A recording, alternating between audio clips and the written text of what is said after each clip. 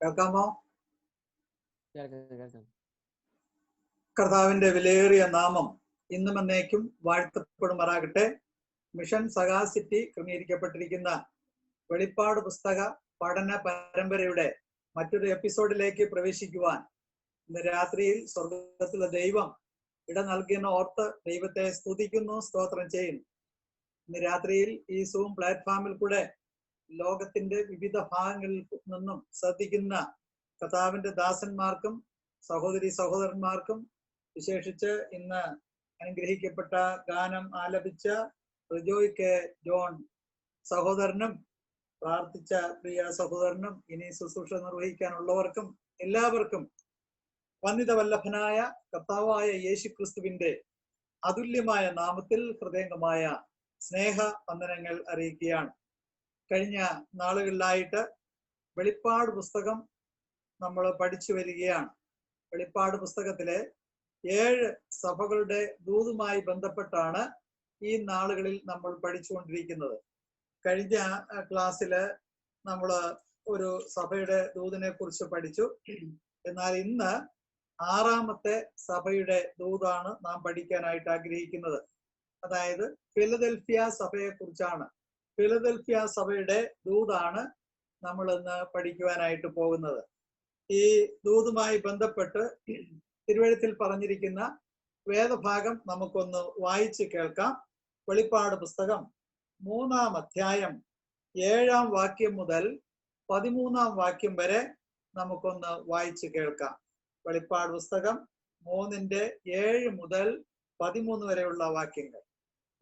ഫിലദൽഫിയയിലെ സഭയുടെ ദൂതൻ എഴുതുക: വിശുദ്ധനും സത്യവാനും ദാവീദിന്റെ താക്കോൽ ഉള്ളവനായി, ആരും അടയ്ക്കാതെ വണ്ണം തുറക്കുകയും ആരും തുറക്കാതെ വണ്ണം അടയ്ക്കുകയും ചെയ്യുന്നവൻ അരുളി ചെയ്യുന്നത്: ഞാൻ നിന്റെ പ്രവൃത്തി അറിയുന്നു. ഇതാ, ഞാൻ നിന്റെ മുമ്പിൽ ഒരു വാതിൽ തുറന്നു വെച്ചിരിക്കുന്നു, അത് ആർക്കും അടച്ചുകൂടാ. നിനക്ക് അല്പമേ ശക്തിയുള്ളൂ, എങ്കിലും നീ എന്റെ വചനം കാത്തു എന്റെ നാമം നിഷേധിച്ചിട്ടില്ല. യഹൂദരല്ലാതിരിക്കെ യഹൂദരെന്ന് കളവായി പറയുന്ന ചിലരെ ഞാൻ സാത്താന്റെ പള്ളിയിൽ നിന്ന് വരുത്തും.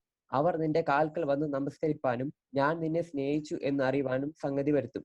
സഹിഷ്ണുതയെക്കുറിച്ചുള്ള എന്റെ വചനം നീ കാത്തുകൊണ്ടതിനാൽ ഭൂമിയിൽ വസിക്കുന്നവരെ പരീക്ഷിക്കേണ്ടതിന് ഭൂതലത്തിൽ എങ്ങും വരുവാനുള്ള പരീക്ഷാകാലത്ത് ഞാൻ നിന്നെ കാക്കും. ഞാൻ വേഗം വരുന്നു. നിന്റെ കിരീടം ആരും എടുക്കാതിരിപ്പാൻ തക്കവണ്ണം നിനക്കുള്ളത് പിടിച്ചുകൊള്ളുക. ജയിക്കുന്നവനെ ഞാൻ എന്റെ ദൈവത്തിന്റെ ആലയത്തിൽ ഒരു തൂണാക്കും. അവൻ ഒരിക്കലും അവിടെ നിന്ന് പോകുകയില്ല. എന്റെ ദൈവത്തിന്റെ നാമവും എന്റെ ദൈവത്തിന്റെ പക്കൽ നിന്ന് സ്വർഗത്തിൽ നിന്ന് തന്നെ ഇറങ്ങുന്ന പുതിയ യെരൂശലേം എന്ന എന്റെ ദൈവത്തിൻ നഗരത്തിന്റെ നാമവും എന്റെ പുതിയ നാമവും ഞാൻ അവന്റെ മേൽ എഴുതും. ആത്മാവ് സഭകളോട് പറയുന്നത് എന്തെന്ന് ചെവിയുള്ളവൻ കേൾക്കട്ടെ. ദൈവനാമം വാഴ്ത്തപ്പെടുമാറാകട്ടെ. ഫിലദൽഫിയ സഭയുടെ ദൂത് വെളിപ്പാട് പുസ്തകത്തിൽ നിന്നും നാം വായിച്ച് കേൾക്കുകയുണ്ടായി. വെളിപ്പാട് പുസ്തകത്തിലെ 7 സഭകള് 7 ആസിയയിലുള്ള 7 സഭകളാണ്. അതോടുള്ള ബന്ധത്തിൽ കർത്താവിന്റെ മടങ്ങി വരവ് വരെയുള്ള 7 കാലഘട്ടത്തെ പ്രതിനിധാനം ചെയ്യുന്നതായിട്ട് വേദ പഠിതാക്കൾ ചിന്തിക്കുകയും പഠിക്കുകയും ചെയ്യുന്നു. ആ നിലയില് ഓരോ കാലയളവും അതിനു വേണ്ടി വെച്ചിട്ടുണ്ട്. ഇത് നമുക്ക് ചരിത്രം കൂടെ പഠിക്കുവാൻ വേണ്ടി ഉതകും എന്നുള്ളതല്ലാതെ ഈ വിഭജനം ദൈവനിശ്വസ്തമായിട്ടുള്ള നിലയിലൊന്നും നമ്മൾ ചിന്തിക്കേണ്ട കാര്യമില്ല. ഇത് ഈ വിഷയം പഠിക്കുവാൻ നമുക്ക് സഹായകരമായിട്ട് മാത്രം ഇരിക്കുന്നതായിട്ട് മനസ്സിലാക്കിയാൽ മതി. അപ്പോൾ ഫിലദൽഫിയ സഭയുടെ കാലഘട്ടം എന്നുള്ളത് ചരിത്രത്തിന്റെ ഏടുകളുമായി ബന്ധപ്പെട്ട് നമ്മൾ നോക്കുമ്പോൾ AD 1750 മുതൽ 1906 വരെയുള്ള കാലഘട്ടം. അപ്പോൾ ഫിലദൽഫിയ സഭയുടെ ദൂത് നമ്മൾ പരിശോധിക്കുന്നതിന് മുമ്പ് ഫിലദൽഫിയ പട്ടണത്തെ കുറിച്ച് ഒരു പരിശോധന നടത്താം. അതിനു മുമ്പ് ഫിലദൽഫിയ എന്ന വാക്കിന്റെ അർത്ഥം നമ്മൾ പരിശോധിച്ചാൽ സഹോദര സ്നേഹം എന്നാണ്.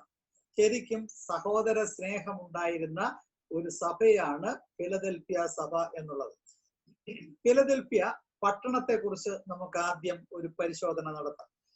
സർദീസിന് കിഴക്കായിട്ട് ഏകദേശം 50 കിലോമീറ്റർ അകലെ ഹെർമസ് നദീതടത്തിലാണ് ഫിലദൽഫിയ നഗരം സ്ഥിതി ചെയ്തിരുന്നത്. ഫിലദൽഫിയ എന്ന വാക്കിന്റെ അർത്ഥം നേരത്തെ ഞാൻ സൂചിപ്പിച്ചതുപോലെ സഹോദര സ്നേഹം എന്നാണ്. ഇത് മനോഹരമായ ഒരു സമ്പന്ന നഗരമായിരുന്നു ഈ കാര്യങ്ങൾ രേഖപ്പെടുത്തുന്ന കാലയളവ്. BC 140 ഈ നഗരം പണിയപ്പെട്ടതായിട്ട് ചരിത്രത്തിൽ നമുക്ക് കാണുവാൻ കഴിയും. പെർഗമോസിലെ അറ്റാലസ് രണ്ടാമൻ ഫിലദൽഫോസ് ആണ് ഈ നഗരത്തിന്റെ സ്ഥാപകൻ എന്ന് നമുക്ക് മനസ്സിലാക്കാനായിട്ട് സാധിക്കും. തന്റെ സഹോദരൻ ഫിലദൽഫസ് മെനസിന്റെ ഓർമ്മയ്ക്കായിട്ട് ഈ പട്ടണം പണിതാണ്. അതുകൊണ്ട് പിന്നീട് ഫിലദൽഫസ് എന്ന പേരും അതിനെ കൊടുക്കുകയുണ്ടായി. ഈ നഗരം പലപ്പോഴും ഭൂകമ്പത്താൽ നാശനഷ്ടം ഉണ്ടാകുന്ന ഒരു നഗരമാണ്. AD 17 ഉണ്ടായ ഭൂകമ്പം സർദീസിനെയും ചുറ്റുമുള്ള അനേകം നഗരങ്ങളെയും ബാധിച്ചു. ആ കൂട്ടത്തിൽ ഈ ഫിലദൽഫിയ നഗരത്തെയും ആ ഭൂകമ്പം ബാധിച്ചതായിട്ട് ചരിത്രത്തിൽ നമുക്ക് കാണുവാൻ സാധിക്കും. ഈ നഗരം തുടർന്ന് പണിയപ്പെട്ടു. അങ്ങനെ അത് പുതുക്കി പണിയുകയും ചെയ്തു. എന്നാൽ കൈസരെ ആരാധിക്കുന്ന ഒരു സമ്പ്രദായം ഈ പട്ടണത്തിലും നിലനിന്നിരുന്നതായിട്ട് കാണുവാനായിട്ട് സാധിക്കും. ഈ ഫിലദൽഫിയ പട്ടണത്തിന്റെ ആധുനിക പേര് എന്താണെന്ന് ചോദിച്ചാൽ അലാഹ് ഷെഹർ എന്നാണ്. അതിന്റെ അർത്ഥം ദൈവ നഗരം എന്നാണ്. ഇന്ന് ആ സ്ഥലത്ത് നോക്കിയാൽ പഴയകാലത്തുള്ള ചില പള്ളികൾ തകർന്നു കിടക്കുന്ന അവശിഷ്ടങ്ങൾ കാണുവാൻ സാധിക്കും. അതുകൂടാതെ പല ക്രിസ്തീയ പള്ളികളും നാമധേയ ക്രൈസ്തവരുടെ കൂട്ടങ്ങളും ആ സ്ഥലത്ത് ഇന്ന് കാണുവാനായിട്ട് സാധിക്കും. അത്രയും മാത്രമേ ഫിലദൽഫിയ പട്ടണത്തോടുള്ള ബന്ധത്തിൽ പറയുവാൻ ഞാൻ ആഗ്രഹിക്കുന്നുള്ളൂ. തുടർന്ന് ആ പട്ടണത്തിൽ സ്ഥാപിക്കപ്പെട്ട സഭ, ഫിലദൽഫിയ സഭ, ആ ഫിലദൽഫിയ സഭയോടുള്ള ബന്ധത്തിലാണല്ലോ വെളിപ്പാട് പുസ്തകത്തിൽ ദൂത് നൽകപ്പെട്ടിരിക്കുന്നത്. നേരത്തെ പറഞ്ഞല്ലോ, ഫിലദൽഫിയ എന്ന വാക്കിന്റെ അർത്ഥം സഹോദര സ്നേഹം. പുതിയ നിയമത്തിൽ ഈ വാക്ക് 7 പ്രാവശ്യം ഉപയോഗിച്ചിരിക്കുന്നതായിട്ട് നമുക്ക് കാണുവാനായിട്ട് സാധിക്കും. റഫറൻസ് പഠിതാക്കൾക്ക് വേണ്ടി പറഞ്ഞു പോകാം, വായിച്ച് ഞാൻ സമയം കളയുന്നില്ല. അപ്പോൾ പുതിയ നിയമത്തിൽ ഈ വാക്ക് 7 പ്രാവശ്യം ഉപയോഗിച്ചിട്ടുണ്ട്.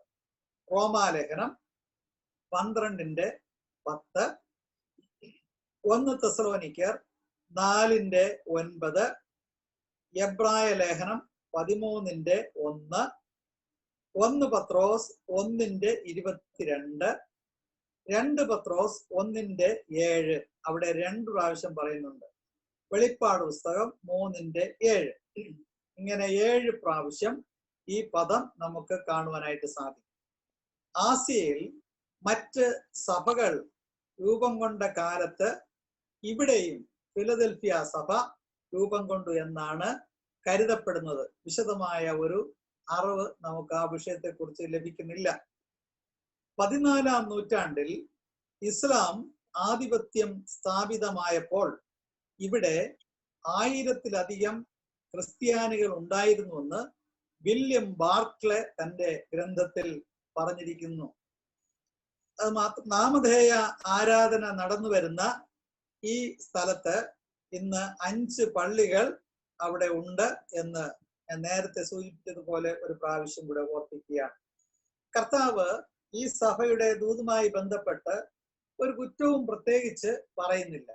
മറ്റ് സഭകളെ കുറിച്ച് നമ്മൾ നോക്കുമ്പോൾ ഓരോ കുറ്റം കർത്താവ് പറയുന്നുണ്ട്. എന്നാൽ പ്രത്യേകിച്ച് കുറ്റമൊന്നും പറയാത്ത ഒരു സഭയാണ് ഫിലദൽഫിയ സഭ. അതുകൊണ്ട് ഫിലദൽഫിയ സഭയിൽ യാതൊരു കുറ്റവും ഇല്ലെന്ന് നമ്മൾ ചിന്തിക്കേണ്ട. എന്നാൽ കുറ്റത്തെ കുറിച്ച് പ്രത്യേകിച്ച് എടുത്തു പറഞ്ഞിട്ടില്ല. 3:7 വാക്യം നമുക്ക് പെട്ടെന്ന് വായിച്ച് ദൂതിലേക്ക് കടക്കാം. 3-ാം അധ്യായം വെളിപ്പാട് 3:7 ഇങ്ങനെ നമ്മൾ വായിക്കുന്നു: ഫിലദൽഫിയയിലെ സഭയുടെ ദൂതന് എഴുതുക, വിശുദ്ധനും സത്യവാനും ദാവീദിന്റെ താക്കോലുള്ളവനുമായി ആരും അടയ്ക്കാതെ വണ്ണം തുറക്കുകയും ആരും തുറക്കാതെ വണ്ണം അടയ്ക്കുകയും ചെയ്യുന്നവൻ അരുളി ചെയ്യുന്നത്. അപ്പോ കർത്താവിനെ കുറിച്ച് ചില ശ്രേഷ്ഠ പദങ്ങൾ ഇവിടെ പ്രയോഗിച്ചിരിക്കുന്നതായിട്ട് കാണുന്നുണ്ട്. നോക്കണം. ഫിലദൽഫിയയുടെ സഭയുടെ ദൂതൻ എഴുതുക, വിശുദ്ധനും സത്യവാനും ദാവീദിന്റെ താക്കോലുള്ളവനും. അപ്പോൾ ഇവിടെ കർത്താവിനെ കുറിച്ച് ഒരു പ്രത്യേക ശ്രേഷ്ഠ പദം പറഞ്ഞിരിക്കുന്നത് വിശുദ്ധൻ എന്നാണ്. വെളിപ്പാട് പുസ്തകം 22:11 നമ്മൾ അവിടെ ഈ കാര്യം കാണുന്നുണ്ട്. അതിന് മുമ്പ് കർത്താവിനെ വിശുദ്ധനും സത്യവാനുമെന്ന് നമുക്ക് ഇവിടെ പരിചയപ്പെടുത്തി കാണുകയാണ്. അപ്പോൾ വിശുദ്ധൻ ഇനിയും തന്നെ വിശുദ്ധീകരിക്കട്ടെ എന്ന് വെളിപ്പാട് 22:11 നമുക്ക് കാണുവാനായിട്ട് സാധിക്കും. വാസ്തവത്തിൽ ഈ വിശുദ്ധൻ അല്ലെങ്കിൽ വിശുദ്ധി എന്നുള്ളത് ദൈവത്തിന്റെ മാർമിക ഗുണവിശേഷങ്ങളിൽ ഒന്നാണ് ഈ ഹോളിനെസ് എന്നുള്ളത്. വിശുദ്ധി എന്ന ഗുണത്തിന് സർവദാ യോഗ്യനായിരിക്കുന്ന ഏക വ്യക്തി ദൈവം മാത്രമാണ്. നമ്മൾ വിശുദ്ധന്മാരായിട്ട് സ്ഥാനീയ വിശുദ്ധി ലഭിച്ചവരാണ്. പക്ഷെ ദൈവം മാത്രമാണ് വിശുദ്ധൻ. വിശുദ്ധൻ എന്ന് വിശുദ്ധർ എന്ന് വിശുദ്ധ ജീവികൾ എന്ന് സ്വർഗത്തിലെ ദൂതന്മാരെ കുറിച്ച് പറയുന്നുണ്ട്. എന്നാൽ ദൈവത്തിന്റെ വിശുദ്ധി എന്ന് പറഞ്ഞാൽ അതിപരിശുദ്ധൻ എന്നുള്ള നിലയിലാണ്. ദൈവത്തിന്റെ വിശുദ്ധിയെ മറികടന്നുള്ള ഒരു വിശുദ്ധിയില്ല. അതിന് താഴെയുള്ള വിശുദ്ധിയാണ് ദൂതന്മാർക്ക് പോലും ഉള്ളത്. അപ്പോൾ ദൈവത്തിന്റെ വാസ്തവത്തിൽ വേറൊരു പര്യായ പദം കൂടെയാണ് ഈ വിശുദ്ധൻ എന്നുള്ളത്. അപ്പോൾ തുടർന്ന് നമ്മൾ ആ വിഷയത്തെക്കുറിച്ച് പരിശോധിക്കുമ്പോൾ, ഞാൻ വിശുദ്ധനായിരിക്കാൻ നിങ്ങളും വിശുദ്ധരാകുവിൻ എന്ന് തിരുവഴുത്തിൽ കാണുന്നു. ലേവ്യ പുസ്തകം 11:44, 1 പത്രോസ് 1:16 ഈ ഭാഗങ്ങളിലൊക്കെ ഈ പറഞ്ഞ വിഷയവുമായി ബന്ധപ്പെട്ട് നമുക്ക് കാണുവാൻ സാധിക്കും. തുടർന്ന് എബ്രായ ലേഖനം 7:26 നമ്മൾ വായിക്കുമ്പോൾ അവിടെ കർത്താവിനെ കുറിച്ച് എബ്രായ ലേഖകൻ പറയുന്നത് ഇങ്ങനെയാണ്: ഇങ്ങനെയുള്ള ഒരു മഹാപുരോഹിതനല്ലോ നമുക്ക് വേണ്ടത്, പവിത്രൻ, നിർദോഷൻ, നിർമ്മലൻ, പാപികളോട് വേർപെട്ടവൻ, സ്വർഗത്തെക്കാൾ ഉന്നതൻ. ഇങ്ങനെയുള്ള യോഗ്യതകളൊക്കെയും കർത്താവിനെ കുറിച്ച് അവിടെ പറയുന്നുണ്ട്. അപ്പൊ ഇത്രയും നേരം നാം ചിന്തിച്ചു വരുന്നത് കർത്താവിനെ കുറിച്ച് പറഞ്ഞിരിക്കുന്ന ഒരു പദപ്രയോഗം വിശുദ്ധൻ, ഫിലദൽഫിയ സഭയുടെ ദൂതുമായി ബന്ധപ്പെട്ട് കർത്താവിനെ കുറിച്ച് പറഞ്ഞിരിക്കുന്ന ഒരു പദമാണ് വിശുദ്ധൻ. അതാണ് ഞാൻ ഇവിടെ പറഞ്ഞത്. തുടർന്ന് ഈ വിശുദ്ധൻ എന്നുള്ള പദവുമായി നമ്മൾ ചിന്തിക്കുമ്പോൾ ദൈവമക്കൾ വിശുദ്ധരായി ജീവിക്കണമെന്ന് ദൈവം നമ്മെ കുറിച്ച് ആഗ്രഹിക്കുകയാണ്. അപ്പോൾ അതുമായി ബന്ധപ്പെട്ട അല്പം ചില കാര്യങ്ങൾ കൂടെ വേഗത്തിൽ ഞാൻ പറഞ്ഞു പോകാൻ ആഗ്രഹിക്കുകയാണ്. അപ്പോൾ വെളിപ്പാട് പുസ്തകം 3:7 ദൈവമക്കൾ വിശുദ്ധരായിരിക്കണം എന്നുള്ള ഒരു ആഹ്വാനം കൂടെ നമുക്ക് നൽകുകയാണ്. കർത്താവ് വിശുദ്ധനാണെങ്കിൽ നമ്മളും വിശുദ്ധരായിട്ടിരിക്കണം. അപ്പോൾ വെളിപ്പാട് 3:7 വിശുദ്ധൻ എന്നതിന് ഉപയോഗിച്ചിരിക്കുന്ന ഗ്രീക്ക് പദം ഹഗിയോസ് എന്ന ഒരു പദമാണ്. ദൈവത്തിനു വേണ്ടി മാത്രം വേർതിരിക്കപ്പെട്ടവർ എന്ന അർത്ഥമാണ് അതിനുള്ളത്. അപ്പോൾ ദൈവത്തിന്റെ മക്കൾ ദൈവത്തിനായി മാത്രം വേർതിരിക്കപ്പെട്ടവരാണ്. അതുകൊണ്ടാണ് രാജകീയ പുരോഹിത വർഗവും വിശുദ്ധ വംശവും സ്വന്തം ജനവും എന്ന് പറഞ്ഞിരിക്കുന്നത്. അപ്പോൾ ദൈവം വിശുദ്ധനായതുകൊണ്ട് നമ്മളെ ദൈവം വിശുദ്ധരായി വേർതിരിക്കപ്പെട്ടിരിക്കുകയാണ്. ദൈവത്തിന് മാത്രം വേർതിരിക്കപ്പെട്ടിരിക്കുന്ന ഒരു കൂട്ടരാണ് നാം. ഇതുമായി ബന്ധപ്പെട്ട് നമ്മൾ വിശുദ്ധരായിരിക്കണമെന്നും വിശുദ്ധർ ആകുവിൻ എന്നുള്ള ചില ആഹ്വാനങ്ങൾ നമുക്ക് തിരുവഴുത്തിൽ കാണുവാനായിട്ട് സാധിക്കും. വിശുദ്ധിയുമായി ബന്ധപ്പെട്ട് പറഞ്ഞിരിക്കുന്ന ഒരു 14 കാര്യങ്ങൾ ഓരോ വാചകത്തിൽ ഞാൻ പറഞ്ഞു പോകും, വിശദീകരിക്കാതെ. അത് വേദ പഠിതാക്കൾക്ക് തുടർന്ന് ഈ വിഷയം പഠിക്കുവാൻ വേണ്ടി ഒരു മാത്രം ഞാനത് പറഞ്ഞു പോവുകയാണ്. അപ്പോൾ ദൈവമക്കൾ വിശുദ്ധരായിരിക്കണം. 1 എബ്രായ ലേഖനം 12:14 നമ്മൾ വായിക്കുമ്പോൾ അവിടെ നാം ഇങ്ങനെ കാണുന്നു: എല്ലാവരോടും സമാധാനം ആചരിച്ച് ശുദ്ധീകരണം പ്രാപിപ്പിൻ. അപ്പോൾ എല്ലാവരോടും സമാധാനം ആചരിച്ച് വിശുദ്ധരായി ജീവിക്കണം. 2 എഫേസ് ലേഖനം 4:24 വെളിച്ചത്തിൽ കാണുവാൻ കഴിയുന്നത് സത്യത്തിന്റെ ഫലമായ നീതിയിലും വിശുദ്ധിയിലും ദൈവാനുരൂപമായി സൃഷ്ടിക്കപ്പെട്ട പുതുമനുഷ്യനെ ധരിക്കണമെന്നാണ്. 3 ലേവ്യ പുസ്തകം 11 44 ബന്ധപ്പെട്ട് നമ്മൾ പഠിക്കുമ്പോൾ ദൈവം വിശുദ്ധനാകിയാൽ നാമും വിശുദ്ധരായിരിക്കണം എന്ന് പറയുന്നു.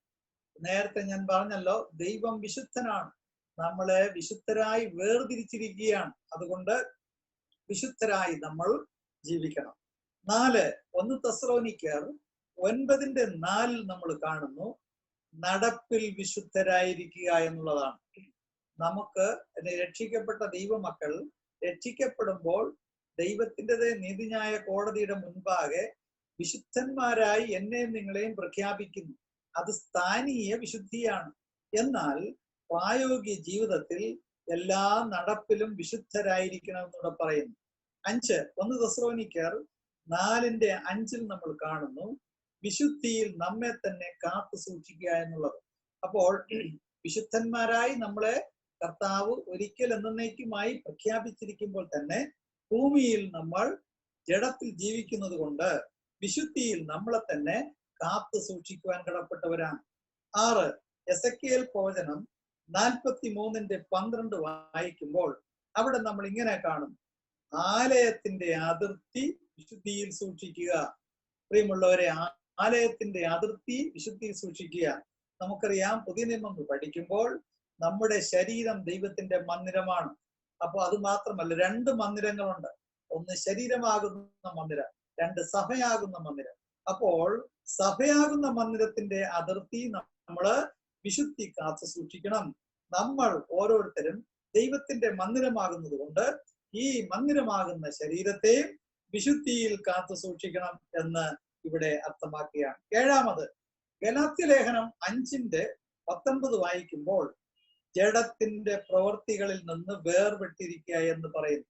അപ്പോൾ ജഡത്തിന്റെ പ്രവൃത്തികളെ കുറിച്ചൊന്നും ഞാൻ വിശദീകരിച്ച് സമയം കളയുന്നില്ല.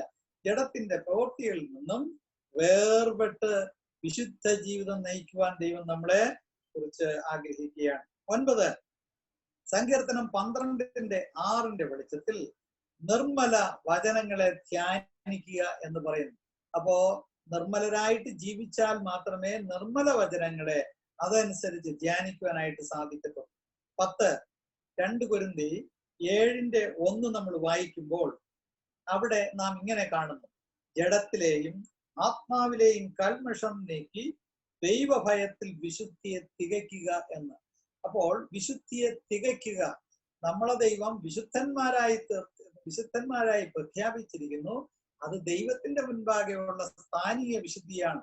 എന്നാൽ വിശുദ്ധിയെ തികയ്ക്കുക എന്ന് പറയുമ്പോൾ മരണം വരെയും ഈ വിശുദ്ധിയിൽ നമ്മള് ഓരോ പടി മുമ്പോട്ട് വന്ന് ക്രിസ്തുവിന്റെ വിശുദ്ധിയോടുള്ള ബന്ധത്തിൽ താതാത്മ്യം പ്രാപിക്കുവാൻ നമുക്ക് സാധിക്കണം. അത്രയും പറഞ്ഞ ആ ഭാഗം നിർത്തുകയാണ്. പിന്നെ നമ്മൾ മുൻപോട്ട് ചിന്തിക്കുന്ന അവസരത്തിൽ 11 അതായത് 1 തെസ്സലോനിക്കർ 5:23 വായിക്കുമ്പോൾ ദൈവികമായ ശുദ്ധീകരണം പ്രാപിക്കുക എന്ന് അവിടെ പറയുന്നു. അപ്പോൾ ദൈവത്തിന്റെ മക്കൾ ഒരിക്കൽ ശുദ്ധീകരണം പ്രാപിച്ചവരാണ്. എന്നാൽ വീണ്ടും വീണ്ടും നമ്മള് ദൈവത്തിന്റെ പരിശുദ്ധാത്മാവിനാൽ കഴുകൽ പ്രാപിച്ച് ശുദ്ധീകരണം പ്രാപിച്ചവരായി മുൻപോട്ട് ജീവിക്കേണ്ടത് അത്യാവശ്യമാണ്. 12 എഫേസ് ലേഖനം 5:1 മുതൽ 5 വരെയുള്ള വാക്യങ്ങൾ വായിക്കുമ്പോൾ അവിടെ പറഞ്ഞിരിക്കുന്നതിന്റെ സംക്ഷിപ്തം ഇങ്ങനെയാണ്, ദൈവത്തെ അനുസരിക്കുക എന്നുള്ളതാണ്. അപ്പോൾ ദൈവത്തെ അനുസരിച്ച് ജീവിക്കുമ്പോൾ വിശുദ്ധിയിൽ നമുക്ക് ജീവിക്കുവാൻ സാധിക്കും. 13 യോശുവയുടെ പുസ്തകം 3:5 നമ്മൾ വായിക്കുമ്പോൾ തങ്ങളെ തന്നെ ശുദ്ധീകരിക്കുക എന്ന് പറയുകയാണ്. അപ്പോൾ ദൈവത്തിന്റെ മക്കളാവുന്ന ഞാനും നിങ്ങളും തങ്ങളെ തന്നെ ശുദ്ധീകരിക്കണം. നമ്മൾ വിശുദ്ധരാണ്, അത് ശരിയാണ്. പക്ഷെ തങ്ങളെ തന്നെ ശുദ്ധീകരിക്കണം. നമ്മൾ തന്നെ ഓരോ ദിവസവും ശരീരത്തെ നമ്മൾ വൃത്തിയാക്കുവാൻ വേണ്ടി കുളിക്കുന്നത് പോലെ ദൈവവചനത്താൽ നമ്മൾ ശുദ്ധീകരണം പ്രാപിക്കണം. അതാണ് ഉദ്ദേശിക്കുന്നത്. 14 കാര്യം 1 കൊരിന്ത്യർ 3:17 1 കൊരിന്ത്യർ 6:19 വായിക്കുമ്പോൾ ദൈവത്തിന്റെ മന്ദിരം, ദൈവത്തിന്റെ വിശുദ്ധ മന്ദിരമായിരിക്കുക എന്ന് പറയും. അപ്പോ ഞാൻ നേരത്തെ സൂചിപ്പിച്ചല്ലോ, നമ്മുടെ ശരീരം ദൈവത്തിന്റെ മന്ദിരമാണ്.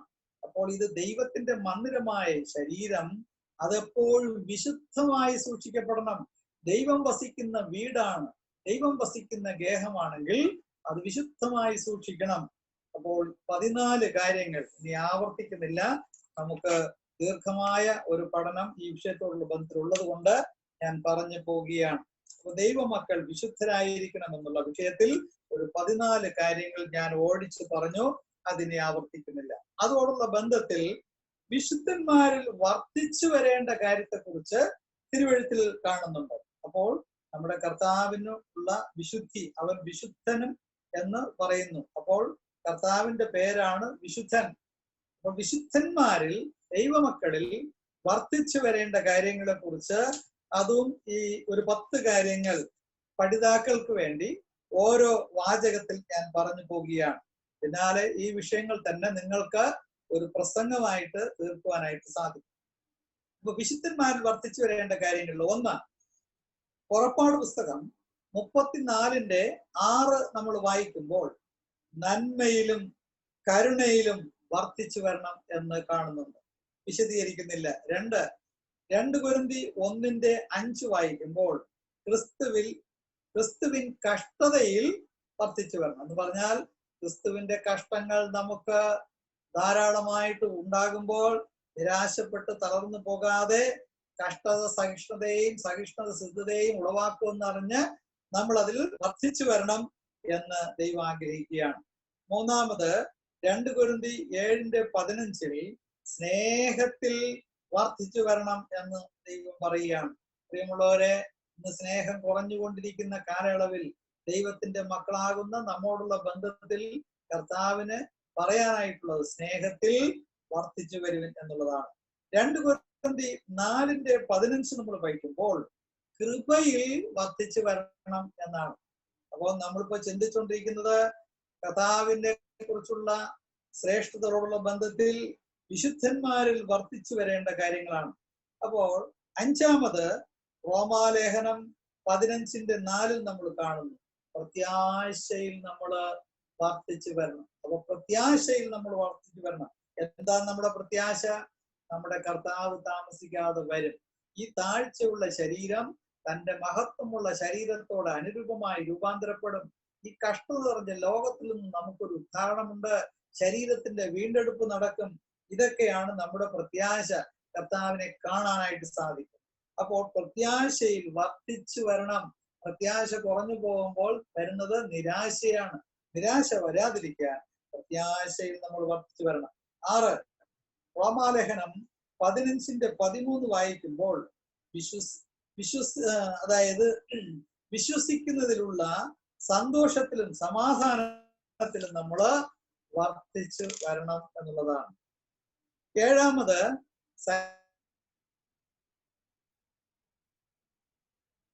5:9 വായിക്കുമ്പോൾ അവിടെ നമ്മൾ കാണുന്നത് ദൈവത്തിന്റെ രക്ഷയിൽ നമ്മൾ വർദ്ധിച്ചു വരണം എന്നാണ്. വിശദീകരിക്കുന്നില്ല. 8-ാമത് സങ്കീർത്തനം 31:7 പഠിക്കുമ്പോൾ ദൈവത്തിന്റെ ദയയിൽ നമ്മൾ വർദ്ധിച്ചു വരണം എന്ന് കാണുന്നു. 9-ാമത് അതായത് ഫിലിപ്പി ലേഖനം 3:1, 4:4, 1 തെസ്സലോനിക്കർ 5:16 ഈ വാക്യങ്ങളൊക്കെയും വായിക്കുമ്പോൾ കർത്താവിൽ സന്തോഷിക്കുന്നതിൽ നമ്മൾ വർദ്ധിച്ചു വരണം. ഫിലിപ്പി ലേഖനത്തിൽ സന്തോഷിപ്പിൻ എന്ന് ധാരാളം പ്രാവശ്യം പറയുന്നു. ആരാ പറയുന്നത്? പൗലോസ് അപ്പോസ്തലനാണ് രേഖപ്പെടുത്തിയിരിക്കുന്നത്. എപ്പോൾ പറയുന്നു? പൗലോസ് അപ്പോസ്തലൻ കാരാഗൃഹത്തിൽ പ്രതിസന്ധിയുടെ മധ്യത്തിൽ കൂടി കടന്നു പോകുമ്പോൾ താൻ സന്തോഷിക്കുവാൻ വിശ്വാസികളോട് പറയുകയാണ്. പ്രിയമുള്ളവരെ, അതെങ്ങനെ സാധിക്കും? അത് കർത്താവിൽ സന്തോഷിക്കുവാൻ. പ്രിയമുള്ളവരെ, ഈ എന്നെ ശ്രദ്ധിക്കുന്ന പ്രിയപ്പെട്ടവരെ, കുറെ രീതിയിൽ പലരുടെ പ്രിയപ്പെട്ടവർ കുടുംബങ്ങളായി വ്യക്തികളായിട്ടൊക്കെ ഈ ദിവസങ്ങളിൽ കഷ്ടതയിൽ കൂടെ രോഗത്തിൽ കൂടെ കടന്നു പോവുകയാണ്. നമുക്ക് എങ്ങനെയാ സന്തോഷിക്കാൻ കഴിയുന്നത്? കർത്താവിൽ സന്തോഷിക്കുക. കർത്താവിൽ. അപ്പോൾ കർത്താവിൽ സന്തോഷിക്കണം. 10-ാമത്തെ കാര്യം സങ്കീർത്തനം 119:162 ഇങ്ങനെ കാണുന്നു, ദൈവത്തിന്റെ വചനത്തിൽ ആനന്ദിക്കുക.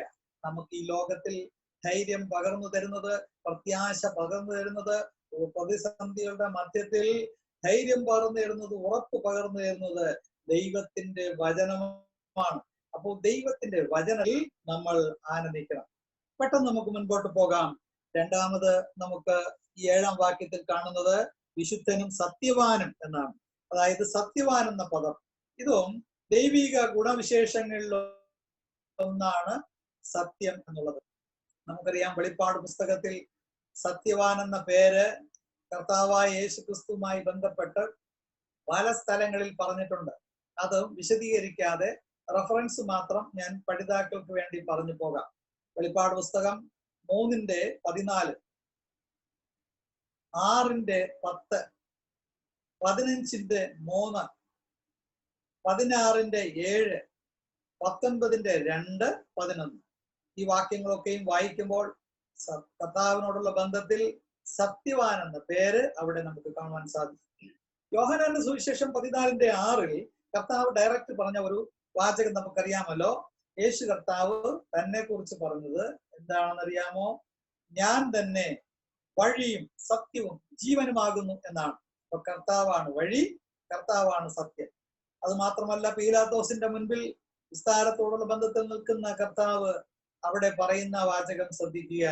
പീലാത്തോസിനോട് പറയുന്ന വാചകം യോഹന്നാന്റെ സുവിശേഷം വായിക്കണ്ട, 18:37 സത്യത്തിന് സാക്ഷി നിൽക്കേണ്ടതിന് ഞാൻ ജനിച്ചു എന്ന് കർത്താവായ യേശു ക്രിസ്തു പറയുന്നു. അവിടെ സത്യത്തിന്റെ സാക്ഷിയായിട്ട് സത്യവാൻ എന്ന് കർത്താവിനെ കുറിച്ച് നമുക്ക് കാണുവാൻ സാധിക്കും. അത് മാത്രമല്ല, 2 ശമൂവേൽ 7:28 നോക്കുമ്പോൾ നിന്റെ വചനങ്ങൾ സത്യമാകുന്നു, ദൈവത്തിന്റെ വചനങ്ങൾ സത്യമാണ്. ദൈവം തന്നെ സത്യവാനാണ്, ദൈവത്തിന്റെ വചനങ്ങളും സത്യമാണ്. അവനിൽ അസത്യം ഇല്ല. അതുപോലെ ദൈവത്തിന്റെ മക്കളാകുന്ന ഞാനും നിങ്ങളും സത്യത്തിൽ ജീവിക്കുവാൻ ദൈവം നമ്മെ കുറിച്ച് ആഗ്രഹിക്കുകയാണ്. വീണ്ടും നമുക്ക് 7-ാം വാക്യത്തിലേക്ക് വരാം. ദാവീദിന്റെ താക്കോലുള്ളവനും വിശുദ്ധൻ, സത്യവാൻ, ദാവീദിന്റെ താക്കോലുള്ളവൻ. അപ്പൊ കർത്താവിനോടുള്ള ബന്ധത്തിലുള്ള മറ്റൊരു പ്രയോഗമാണ് ദാവീദിന്റെ താക്കോലുള്ളവൻ. താക്കോൽ എന്തിനെ കാണിക്കുന്നു? അധികാരത്തെ കാണിക്കുന്നു. അത് സമയം ലാഭിക്കുവാൻ വാക്യം മാത്രം പറഞ്ഞു പോവുകയാണ്. വെളിപ്പാട് പുസ്തകം തന്നെ 1:18 ഈ കാര്യം സൂചിപ്പിക്കുന്നുണ്ട്. അതുപോലെ മത്തായി 28:18 വായിക്കുമ്പോൾ സകല അധികാരവും എനിക്ക് ഉണ്ട് എന്ന് പറഞ്ഞിട്ട് നിങ്ങൾ പുറപ്പെട്ട് പിതാവിന്റെയും പുത്രന്റെയും പരിശുദ്ധാത്മാവിന്റെയും നാമത്തിൽ സ്നാനപ്പെടുത്തുവാനായി ശിഷ്യന്മാർക്ക് അതാ ആജ്ഞ കൊടുത്ത് പറഞ്ഞു വിടുകയാണ്. അപ്പോ ദാവീദിന്റെ താക്കോലുള്ളവൻ തന്റെ അധികാരത്തെ അത് കാണിക്കുകയാണ്. ദാവീദിന്റെ താക്കോലുള്ളവൻ ഈ പ്രയോഗം വാസ്തവത്തിൽ ഈ ഭാഗത്ത് മാത്രമേ അങ്ങനെ ഡയറക്റ്റ് നമുക്ക് കാണുവാൻ സാധിക്കുകയുള്ളൂ. എന്നാൽ യെശയ്യാ പ്രവചനം 22:22 നമ്മൾ നോക്കുമ്പോൾ അവിടെ നാം ഇങ്ങനെ കാണുകയാണ്: ദാവീദ് ഗ്രഹത്തിന്റെ താക്കോൽ അവനെ ഏൽപ്പിക്കുമെന്ന് തന്നെ പ്രവചിച്ചിട്ടുള്ള എന്താണ്. പിന്നെ നമ്മൾ പഠിക്കുമ്പോൾ അഖിലാണ്ടത്തിന്റെ മൊത്തം അവന്റെ കയ്യിലാണ്, നമ്മുടെ കർത്താവിന്റെ കൈകളിലാണ് അഖിലാണ്ടത്തിന്റെ മൊത്തം ചുക്കാൻ എന്നുള്ളത് നമ്മൾ ഓർത്തിരിക്കണം. പിന്നെയും നമ്മൾ തിരുവെഴുത്ത് പഠിക്കുമ്പോൾ ഈ കർത്താവിനെ കുറിച്ച് വായിക്കുന്നത് അവൻ ദാവീദിന്റെ വേരും വംശവും ഉദയ നക്ഷത്രവും എന്ന് നമുക്ക് കാണുവാൻ സാധിക്കും. ഇതുമായി ബന്ധപ്പെട്ടിട്ടുള്ള റെഫറൻസ് ഞാൻ ഓരോ വാചകത്തിൽ പറഞ്ഞു പോകാം. വേദപഠിതാക്കൾക്ക് അത് സഹായകരമായി തീരട്ടെ. ലൂക്കോസിന്റെ സുവിശേഷം 20:44, മത്തായി 1:1, റോമാലേഖനം 1:5, വെളിപ്പാട് പുസ്തകം 5:5, വെളിപ്പാട് പുസ്തകം 22:6 ഈ വാക്യങ്ങളൊക്കെയും വായിക്കുമ്പോൾ എല്ലാം രത്നചുരുക്കം ദാവീദിന്റെ താക്കോലുള്ളവനെന്ന് കർത്താവിനെ കുറിച്ച് നമുക്ക് കാണുവാനായിട്ട് സാധിക്കും. വീണ്ടും നമുക്ക് 7-ാം വാക്യത്തിലേക്ക് മുൻപോട്ട് വരാം. അവിടെ താഴോട്ട് നാം വായിക്കുമ്പോൾ കാണുന്നത് ആരും അടയ്ക്കാതെ വണ്ണം തുറക്കുന്നവൻ എന്ന് കർത്താവിനെ കുറിച്ച് കാണുകയാണ്. ആരും അടയ്ക്കാതെ വണ്ണം തുറക്കുന്നവൻ. കർത്താവ് സർവശക്തിയുള്ള ദൈവമാണ്, നമുക്ക് എല്ലാവർക്കും അറിയാവുന്നതാണ്, സംശയമില്ല. ദൈവം ഒരു വഴി തുറന്നാൽ അത് ആർക്കും അടയ്ക്കാനായിട്ട് സാധിക്കുകയില്ല. പ്രിയമുള്ളവരെ, നമുക്കറിയാം, ദൈവം ഒരു വഴി തുറന്നാൽ ആർക്കും അടയ്ക്കാൻ കഴിയുകയില്ല. ദൈവം ഒരു വഴി അടച്ചാൽ ആർക്കും തുറക്കാനും കഴിയുകയില്ല എന്ന് നമ്മൾ ഓർത്തിരിക്കണം. യെശയ്യാ പ്രവചനം 43:13 വായിക്കുമ്പോൾ അവിടെ പ്രവാചകനോട് ദൈവം ചോദിക്കുകയാണ്, ഞാൻ പ്രവർത്തിക്കും, ആർ അത് തടുക്കും എന്നാണ്. പ്രിയമുള്ളവരെ, ദാനിയേൽ പ്രവചനം 4:35 നാം ഇങ്ങനെ വായിക്കുന്നു, അവന്റെ കൈ തടുപ്പാനോ നീ എന്ത് ചെയ്യുന്നു എന്ന് അവനോട് ചോദിപ്പാനോ ആർക്കും കഴിയുകയില്ല. അപ്പോൾ നമ്മുടെ ദൈവം എത്രമാത്രം പരമോന്നതനാണ്. നമ്മുടെ ദൈവത്തെക്കാൾ വലിയൊരു ദൈവമില്ല. ദേവന്മാരിൽ ദേവനാണ് അവൻ. രാജാതി രാജാവാണ് നമ്മുടെ കർത്താവ്. പ്രിയമുള്ളവരെ, ഇതിൽ നിന്ന് നമുക്ക് പഠിക്കാൻ പറ്റുന്ന ഒരു സത്യം എന്താണ്? ദൈവം ഒരു വഴി തുറന്നാൽ ആർക്കും അടയ്ക്കാൻ കഴിയുകയില്ല. നമുക്കറിയാം, നമ്മുടെ മുൻപിലുള്ള വഴികൾ ചിലപ്പോൾ പലതും ശത്രുക്കൾ അടയ്ക്കാനായിട്ട് ശ്രമിക്കും, പലതും തടുത്തു വയ്ക്കാനായിട്ട് ശ്രമിക്കും, പലതും ലഭിക്കാതിരിക്കത്തക്ക നിലയിൽ തടസ്സങ്ങൾ സൃഷ്ടിക്കുവാൻ ഒരു പക്ഷേ സാധിച്ചെന്ന് വരും. എന്നാൽ ഓർക്കണം, ദൈവത്തിന്റെ സമയമാകുമ്പോൾ ദൈവം ഒരു വഴി തുറന്നാൽ അതാർക്കും അടയ്ക്കാൻ കഴിയുകയില്ല. ദൈവം ഒരു വഴി അടച്ചാൽ ആർക്കും തുറക്കാനും കഴിയത്തില്ല. ഈ സത്യം നമ്മൾ എക്കാലവും ഓർത്തിരിക്കേണ്ടതാണ്. തുടർന്ന് ഈ വിഷയവുമായി ബന്ധപ്പെട്ട് ഞാൻ ചില കാര്യങ്ങൾ പെട്ടെന്ന് പറഞ്ഞു പോകാൻ ആഗ്രഹിക്കുകയാണ്. അതായത്, ദൈവം അടച്ചതും ദൈവം തന്നെ തുറന്നതുമായ ചില വാതിലുകളെ കുറിച്ച് ഒരു പഠനം, അതും വേദപഠിതാക്കൾക്ക് പ്രസംഗത്തിനായിട്ടുള്ള കുറിപ്പ് ആയി നിലയിൽ അത് പഠിക്കാവുന്നതാണ്. അതായത്, ദൈവം അടച്ചതും ദൈവം തന്നെ തുറന്നതുമായ ചില വാതിലുകൾ. ഒന്ന്, ഉൽപ്പത്തി പുസ്തകം 3:23-24 വാക്യങ്ങൾ വായിക്കുമ്പോൾ ഏദേൻ തോട്ടം മനുഷ്യന്റെ മുൻപിൽ അടയ്ക്കപ്പെടുന്നതായിട്ട് കാണും. കാരണം എന്താ?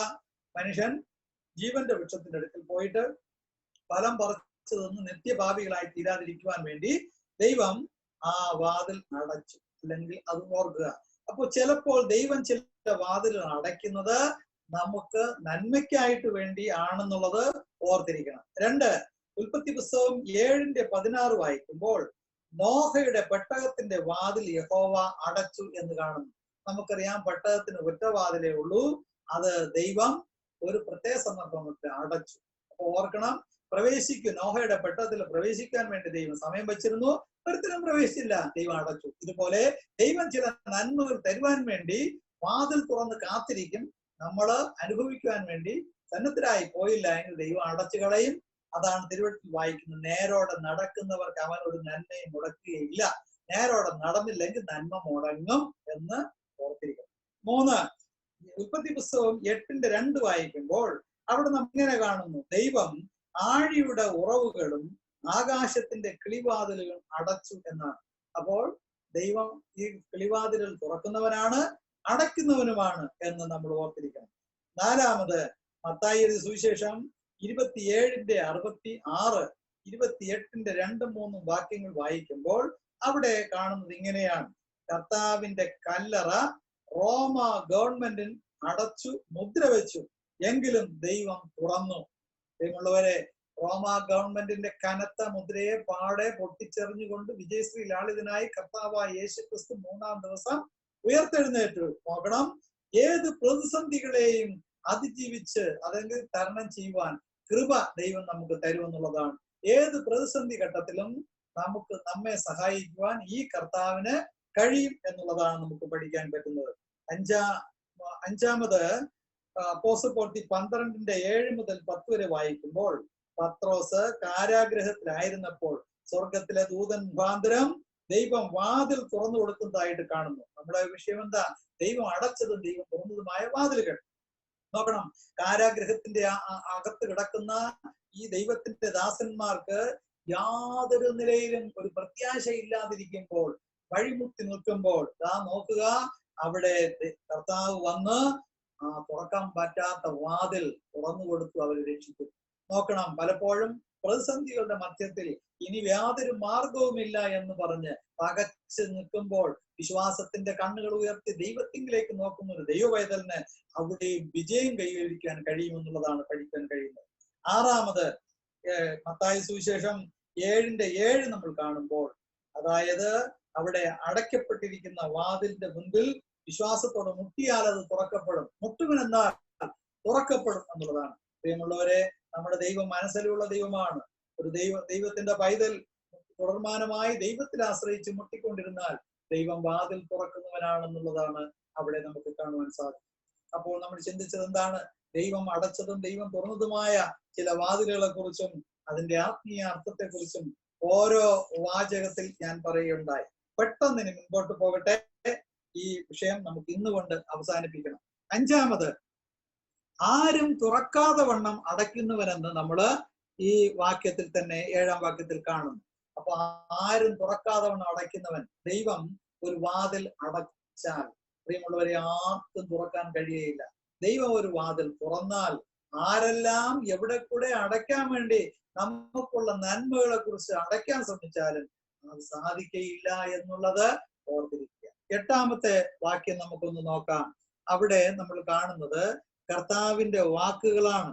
കർത്താവ് എന്ത് പറയുന്നു? ഞാൻ നിന്റെ പ്രവൃത്തി അറിയുന്നു. ഈ പദം എപ്പോഴും കർത്താവ് എല്ലാ സഭകളുടെ ദൂതുമായി ബന്ധപ്പെട്ട് പറയുന്ന വാചകമാണ്. ഞാൻ നിന്റെ പ്രവൃത്തി അറിയുന്നു. കർത്താവ് നമ്മുടെ പ്രവൃത്തി അറിയുന്നവനാണ്. അവന്റെ മുൻപിൽ സകലവും നഗ്നവും മലർന്നതുമായിട്ട് കിടക്കുന്നതായിട്ട് കാണുവാനായിട്ട് സാധിക്കും.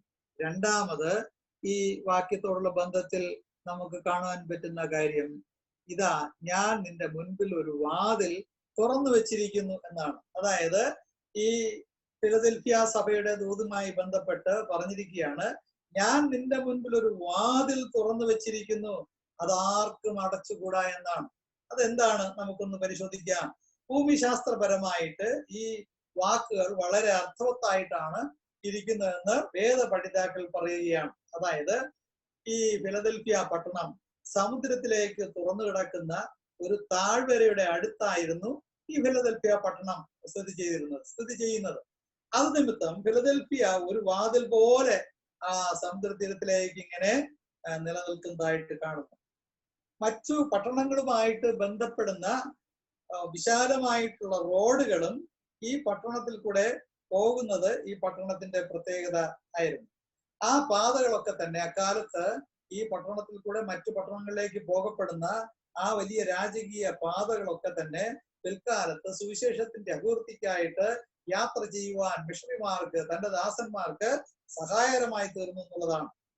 ക്രിസ്തുവിനെ അംഗീകരിച്ചു എന്ന കാരണത്താൽ അക്കാലത്ത് സിനഗോഗുകളിലും മറ്റും പങ്കെടുത്തിരുന്ന ഫിലദൽഫിയയിലെ വിശ്വാസികളെ എന്ത് ചെയ്യുന്നറിയാമോ? സിനഗോഗിൽ നിന്നും പുറത്താക്കി. അങ്ങനെ പുറത്താക്കി എന്ന് അത് നിമിത്തം യഹൂദന്മാരായിട്ടുള്ള പീഡകളും ഈ ഫിലദൽഫിയയിലുള്ള വിശ്വാസികൾക്ക് ഉണ്ടായി എന്നുള്ളത് നമ്മൾ ഓർത്തിരിക്കണം. കർത്താവ് അവരോടുള്ള ബന്ധത്തിൽ പറയുകയാണ്, കർത്താവ് ആ സന്ദർഭത്തിൽ അവർക്ക് യഹൂദന്മാരായിട്ടുള്ള എതിർപ്പുകളും പ്രശ്നങ്ങളും ഉണ്ടാകുമ്പോൾ തന്നെ കർത്താവ് സഭയ്ക്കായി ഒരു വാതിൽ തുറന്നു വെച്ചിരിക്കുന്നു. പ്രിയമുള്ളവരെ ഓർക്കുക, എതിർപ്പുകളും പ്രശ്നങ്ങളും എല്ലാ കാലത്തും ഉണ്ട്.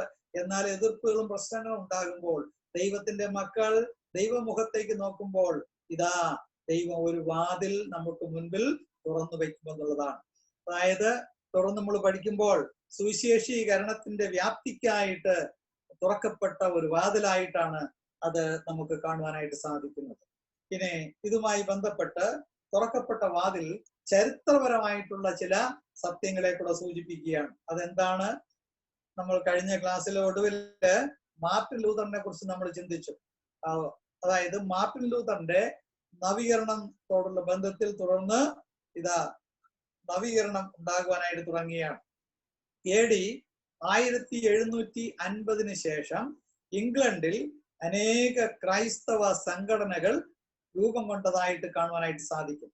ജോൺ വെസ്ലി, ജോർജ് വെയ്റ്റ്ഫീൽഡ് മുതലായവര് സുവിശേഷീകരണത്തിനായിട്ട് ദൈവം അവരെ വേർതിരിച്ചതായിട്ട് ചരിത്രത്തിൽ കാണുവാനായിട്ട് സാധിക്കും. തുടർന്ന് അവർ ചെയ്തത് എന്താണെന്ന് അറിയാമോ? തെരുക്കളിലും ഗ്രാമങ്ങളിലും അവർ പോവുകയും സുവിശേഷം പ്രചരിപ്പിക്കുവാനിടയായി തീർന്നു. നമ്മൾ ഇന്ന് സഹോദരന്മാർ ചെയ്യുന്നത് പോലെ പരസ്യയോഗങ്ങൾ നടത്തപ്പെട്ടു. ആ നിലയിൽ അങ്ങനെ ഇംഗ്ലണ്ടിലും സ്കോട്ട്ലൻഡിലും യൂറോപ്പിന്റെ പല ഭാഗങ്ങളിലും സുവിശേഷം വ്യാപരിക്കുവാനായിട്ട് ഇടയായി തീർന്നു. ഈ കാലയളവിലാണ് സൺഡേ സ്കൂൾ, യുവജന പ്രസ്ഥാനങ്ങളൊക്കെയും നിലവിൽ വന്നത് എന്നുള്ളത് നമ്മൾ ഓർക്കണം. അതിനു മുമ്പുള്ള കാലഘട്ടത്തിൽ സൺഡേ സ്കൂളും യുവജന പരിപാടികളും ഒന്നും ഉണ്ടായിരുന്നില്ല. ഈ പറയുന്ന കാലയളവിലാണ് മിഷണറി പ്രവർത്തനങ്ങൾ നിലവിൽ വന്നത്. അങ്ങനെ മിഷണറിമാർ സുവിശേഷ സന്ദേശവുമായി പല രാജ്യങ്ങളിലേക്ക് യാത്രയായി. നേരത്തെ ഞാൻ പറഞ്ഞല്ലോ, ഒരു വാതിൽ തുറന്നു വെച്ചിരിക്കുന്നു. സുവിശേഷത്തിന് വേണ്ടിയുള്ള വാതിൽ ദൈവം തുറന്നു കൊടുത്തത് ചരിത്രത്തിൽ എത്ര കൃത്യമായി നമുക്ക് മനസ്സിലാക്കാൻ കഴിയും.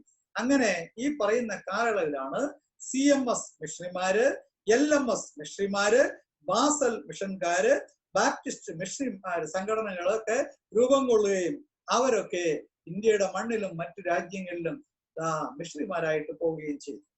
ഈ കാലയളവിലാണ് ഡേവിഡ് ലിവിങ്സ്റ്റൺ ആഫ്രിക്കയിലേക്ക് പോയത്. അതുപോലെ 1792 ശേഷമാണ് വില്യം ഗേലി ഇന്ത്യയിലേക്ക് എത്തുന്നത്. നോക്കണം, ചരിത്രപരമായിട്ട് കണ്ട കാര്യങ്ങൾ ഞാൻ ഇനി ആവർത്തിക്കുന്നില്ല, മുൻപോട്ട് പോകട്ടെ. കർത്താവിന്റെ പ്രശംസ നമുക്ക് നോക്കാം. അവിടെ നമ്മൾ താഴോട്ട് വായിക്കുമ്പോൾ കർത്താവ് പറയുന്നത് 8-ാം വാക്യത്തിന്റെ 2-ാം ഭാഗം, നിനക്ക് അല്പമേ ശക്തിയുള്ളൂ എങ്കിലും നീ എന്റെ വചനം കാത്തു എന്റെ നാമം നിഷേധിച്ചിട്ടില്ല എന്ന് പറയുകയാണ്. നോക്കണം, അപ്പൊ കർത്താവിന്റെ പ്രശംസ, നിനക്ക് അല്പമേ ശക്തിയുള്ളൂ എന്ന് ഇവിടെ പറയുകയാണ്. പ്രിയമുള്ളവരെ, നമുക്കറിയാം ദൈവത്തിന്റെ മക്കളാകുന്നു നമുക്ക് അല്പമേ ശക്തിയുള്ളൂ എങ്കിലും വിശുദ്ധമായ ഒരു ജീവിതത്തിന്റെ ഉടമയാണെങ്കിൽ ആ ശക്തി മതി ദൈവം അതുകൊണ്ട് നമ്മളെ പ്രയോജനപ്പെടുത്തും എന്നുള്ളതാണ്. നമുക്കറിയാം കഴിഞ്ഞ കാലയളവിൽ ദൈവം പ്രയോജനപ്പെടുത്തിയിട്ടുള്ള തന്റെ ദാസന്മാരെയും ദാസിമാരെയും കുറിച്ച് പഠിച്ചാൽ അവരാരും വലിയ ഡിഗ്രി ഉള്ളവരോ ഡോക്ടറേറ്റ് എടുത്തവരോ ഒന്നും അല്ലായിരുന്നു. ഈ കാലഘട്ടത്തിൽ ഡോക്ടറേറ്റ് എടുക്കുവാനും ഡിഗ്രി ഉള്ളവരും ഒക്കെ ദൈവം ഉപയോഗിക്കുന്നുണ്ട്, നല്ല കാര്യം. എന്നാൽ നേരത്തെ അങ്ങനെയുള്ളവരില്ലായിരുന്നു. ദൈവത്തിന് വലിയ ഡിഗ്രിയോ ക്വാളിഫിക്കേഷനോ ഒന്നും വേണ്ട. ദൈവത്തിന്റെ സന്നിധിയിൽ ഇണങ്ങി ആയുധമായിട്ട് നിന്നാൽ മതി, ദൈവം പ്രയോജനപ്പെടുത്തും എന്നുള്ളതാണ്. അപ്പോൾ നിനക്ക് അല്പമേ ശക്തിയുള്ളൂ എങ്കിലും നിന്നെ ഞാൻ പ്രയോജനപ്പെടുത്തും എന്ന് കർത്താവ് ഉദ്ബോധിപ്പിക്കുകയാണ്. ഇപ്പൊ ഫിലദൽഫിയ കാലയളവിൽ ചെറിയൊരു ശേഷിപ്പ് അവിടെ ദൈവത്തിനായിട്ട് ഉണ്ടായിരുന്നു എന്നുള്ളത് ഒരു സത്യമാണ്. ദൈവത്തോട് അനുസരണമുള്ള ഒരു സഭയായിരുന്നു ഇത്. അപ്പോൾ എല്ലാ കാലത്തും നമ്മൾ പരിശോധിച്ചാൽ നമ്മൾ ജീവിക്കുന്ന ഈ കാലയളവിലും ഒരു ന്യൂനപക്ഷം ദൈവത്തിന്റെ മക്കൾ കർത്താവിനായി നിലകൊള്ളുന്നവരുണ്ട്. അത് നമുക്ക് ഒരിക്കലും മറന്നു കളയാൻ കഴിയുകയില്ല. തുടർന്ന് നമ്മൾ കാണുന്നത് എന്റെ വചനം കാത്തു എന്ന് കർത്താവ് ആ സഭയിലുള്ള വിശ്വാസികളോടുള്ള ബന്ധത്തിൽ പറയുകയാണ്. അപ്പോ ആ ഫിലദൽഫിയ സഭ ദൈവവചനം കാക്കുന്ന സഭയാണ്. നമ്മളെ സംബന്ധിച്ചിടത്തോളം പ്രിയമുള്ളവരെ, വേർപെട്ട സമൂഹം ഒരു ചെറിയ കൂട്ടമാണ്. എന്നാൽ ദൈവത്തിന്റെ വചനത്തിന്റെ കാവൽക്കാരായിട്ട് ദൈവം നമ്മളെ ആക്കിയിരിക്കുന്നു. ദൈവവചനം കാക്കുന്ന ഒരു കൂട്ടരായിരിക്കണം നമ്മൾ. പ്രസംഗിക്കുന്നവർ മാത്രമല്ല, അത് കാത്തു സൂക്ഷിക്കുന്നവരായിരിക്കണം. യോബിന്റെ പുസ്തകം 23:12 വായിക്കുമ്പോൾ ദൈവിക സത്യങ്ങൾ അനുസരിക്കുന്ന ഒരു സഭയായിരിക്കണം നമ്മുടെ സഭ എന്നുള്ളത് ഓർത്തിരിക്കണം. യോഹന്നാന്റെ സുവിശേഷം 14-ാം അധ്യായം 23-ാം വാക്യത്തിന്റെ വെളിച്ചത്തിൽ നമുക്ക് പഠിക്കാൻ പറ്റുന്ന സത്യം, ദൈവിക കൽപ്പനകൾ കാക്കുന്നവരായിരിക്കണം. പ്രിയമുള്ളവരെ, ദൈവിക കൽപ്പനകളുടെ കാവൽക്കാരായിട്ട് ദൈവം നമ്മളെ വച്ചിരിക്കുകയാണ്. അപ്പോ അതുമാത്രമല്ല, തുടർന്ന് നമ്മൾ പഠിക്കുമ്പോൾ പേര് പോലെ തന്നെ സഹോദര സ്നേഹം ഉണ്ടായിരുന്ന ഒരു സഭയായിരുന്നു ഫിലദൽഫിയ സഭ എന്ന്. ഓരോ കാലയളവിൽ ദൈവം സഭകളെ ആ നിലയിൽ നിലനിർത്തുന്നതിനോർത്ത് നമുക്ക് ദൈവത്തെ സ്തുതിക്കാം. നമ്മുടെ സഭകൾ ചെറിയ ചെറിയ കൂട്ടമായിട്ട് നിലകൊള്ളുന്നു. ദൈവവചനം കാക്കുന്ന കാര്യത്തിൽ നമ്മൾ എങ്ങനെ ഇരിക്കുന്നു എന്നുള്ള ഒരു പരിശോധന നടത്തേണ്ടത് അത്യാവശ്യമാണ്. പെട്ടെന്ന് നമുക്ക് 9-ാമത്തെ വാക്യത്തിലേക്ക് പ്രവേശിക്കാം. അവിടെ നമ്മൾ ഇങ്ങനെ കാണുന്നു, എന്റെ നാമം നിഷേധിച്ചിട്ടില്ല എന്ന് പറയുന്നു. അതുകൂടെ ഞാൻ ചൂണ്ടിക്കാണിക്കട്ടെ. എന്റെ നാമം നിഷേധിച്ചിട്ടില്ല എന്ന് 8-ാം വാക്യത്തിന്റെ ഒടുവിൽ നമ്മൾ കാണുന്നു. അപ്പോ അവരെ ഈ ദൈവവചനം കാക്കുന്ന ഒരു ചെറിയ ന്യൂനപക്ഷം അവിടെ ഉണ്ടായിരുന്നു എന്ന് ഞാൻ പറഞ്ഞല്ലോ.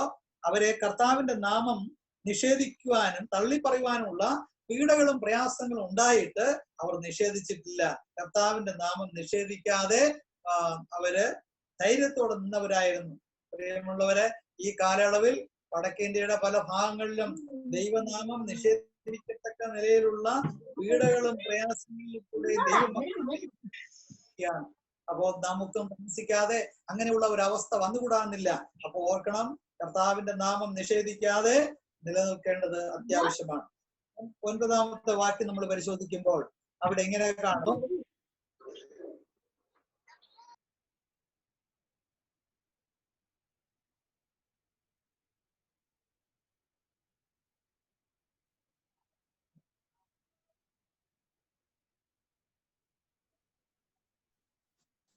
ഹലോ ഹലോ അങ്കിളെ മ്യൂട്ടാ. ഹലോ സാറേ കേൾക്കുന്നില്ല. ഹലോ ഹലോ അങ്കിളെ മ്യൂട്ടാ. മ്യൂട്ട്. കേൾക്കുന്നില്ല. ഇപ്പൊ കേൾക്കാമോ? Okay okay.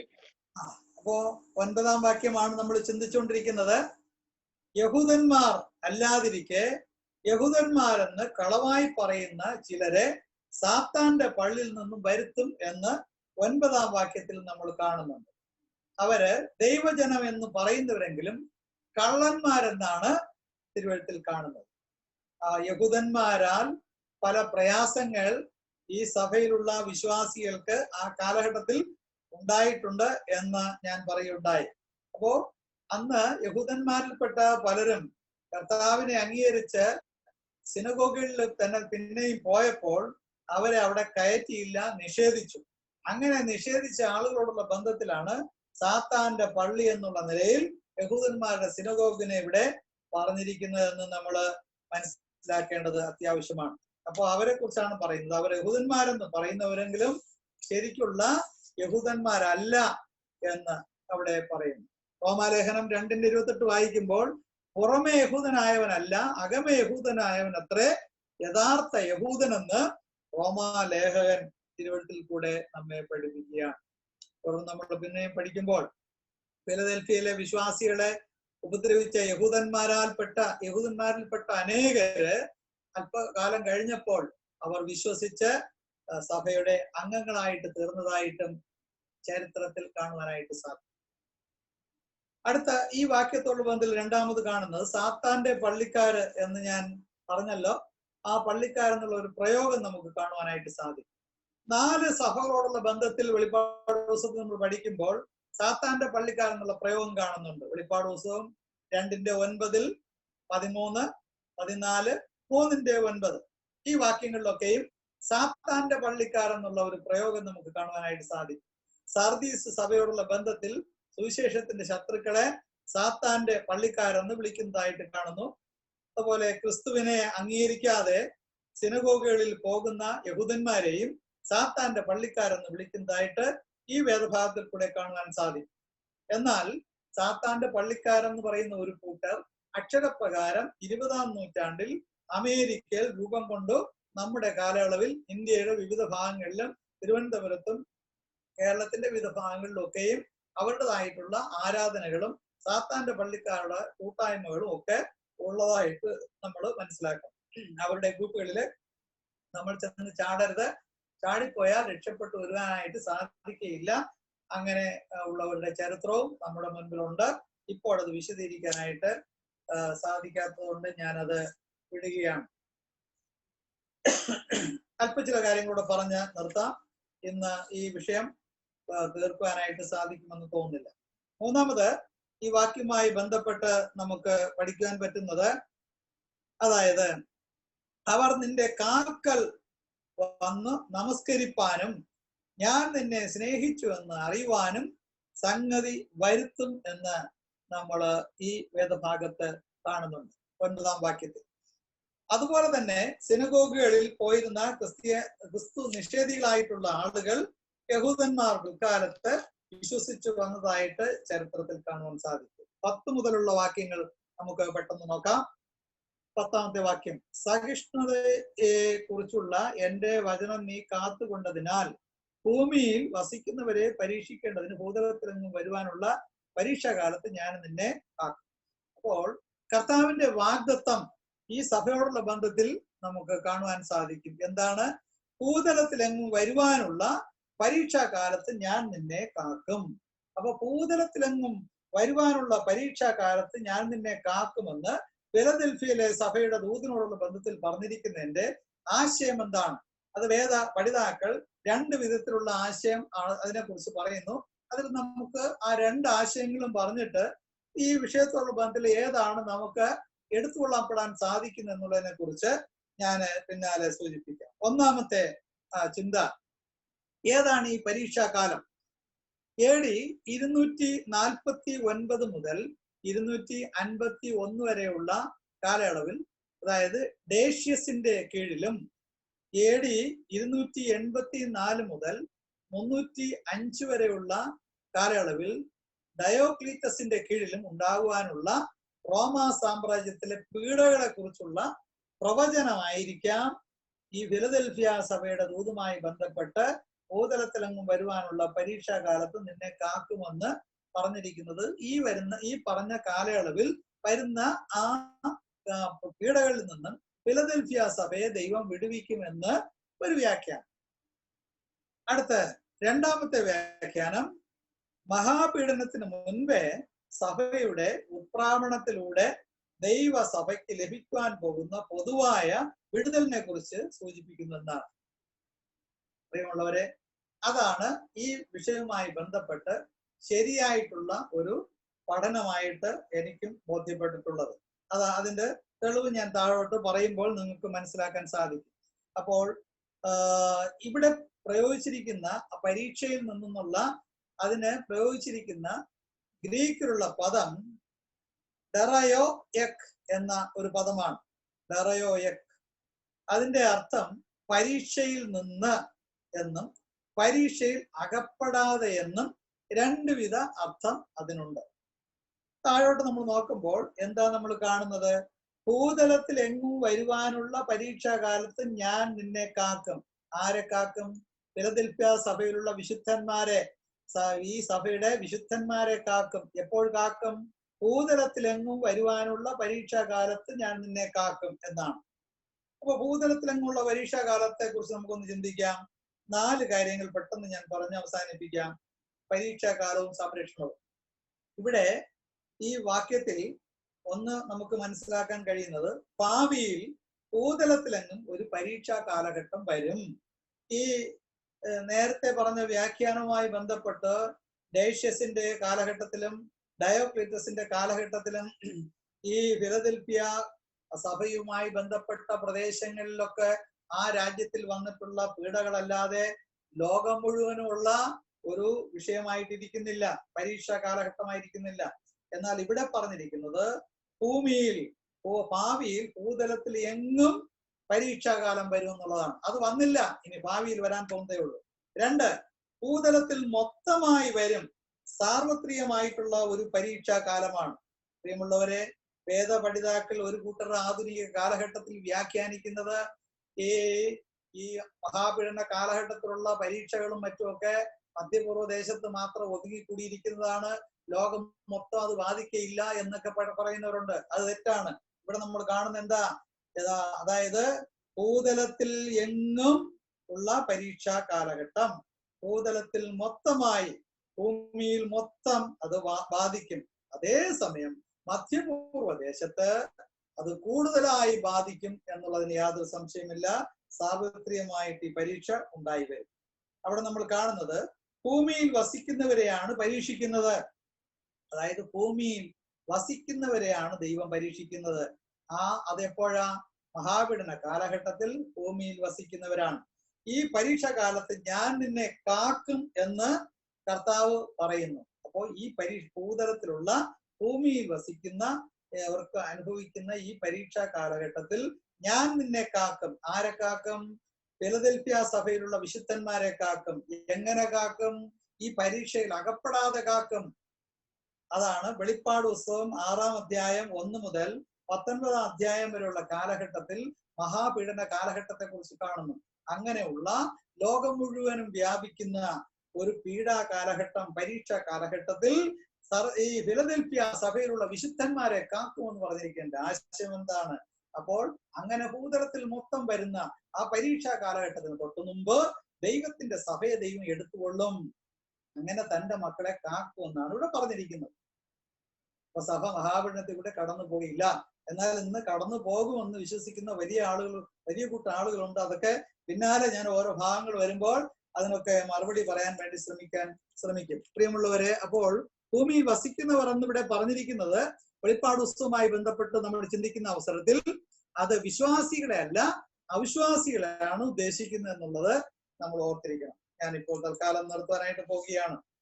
അപ്പോൾ ഭൂമിയിലുള്ള സാർവത്രികമായ പരീക്ഷാ കാലഘട്ടത്തിൽ തന്റെ ജനത്തെ ദൈവം അതിനു മുമ്പ്, ഈ ഇങ്ങനെയുള്ള പരീക്ഷ വരുന്നതിന് മുമ്പ് തന്റെ ജനത്തെ ദൈവം ചേർക്കാനായിട്ട് പോവുകയാണ്. അപ്പോൾ നമുക്കൊരു ശുഭകരമായ പ്രതീക്ഷ ദൈവം വെച്ചിരിക്കുകയാണ്. എന്താ?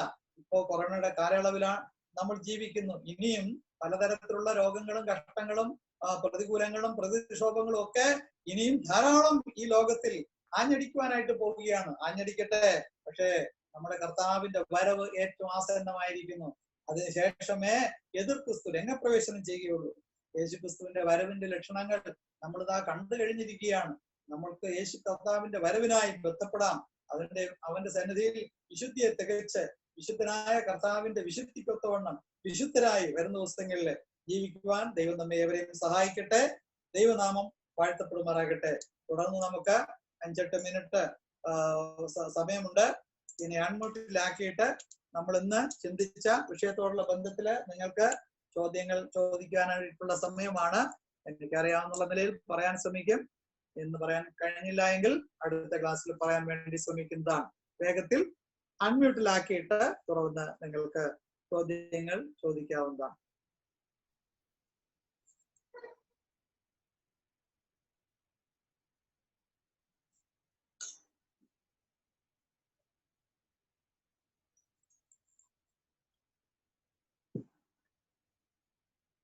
ഒത്തിരി വേഗത്തിൽ ഞാനിന്ന് പറഞ്ഞു പോയി.